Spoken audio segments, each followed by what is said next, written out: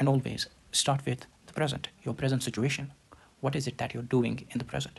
And then move on to the past. The past, milestones that you might have had, some achievements, academic or some other. You should be talking about them after you talk about your present situation. And then after, move on to the future, your future prospects. Why do you see yourself in the future?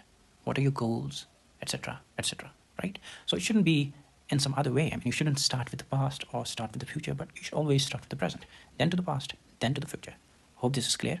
So moving on to the second tip, which is the knowledge, of course, that you should have. The panel is expected from you. So firstly, of course, you will be preparing for it. You'll have to be mindful of the achievements, or should I say, your knowledge about your subject should be immense, right? You should be up to date when it comes to your subject of expertise, right? And then apart from that, of course, it's not obvious. The panel should expect that from you, right? I won't talk about that much, but apart from that, the panel would expect your knowledge about your state, more specifically about your district, especially the knowledge that concerns the education department, or educational state of things. That what are the schools, what are the teaching methods, what is the state of things in your state, especially in your district. What are the things that you would, certain changes that you would like to bring in. How would you bring in those changes, right? Such questions are expected, and they're mostly asked, right?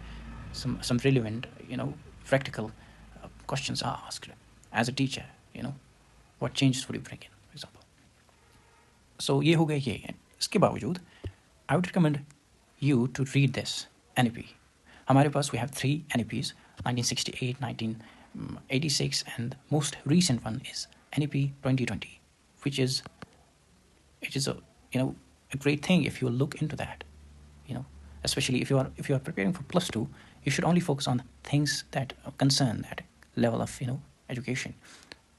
You should read from this only those portions which concern this secondary level or school level teaching, right, or learning for that matter.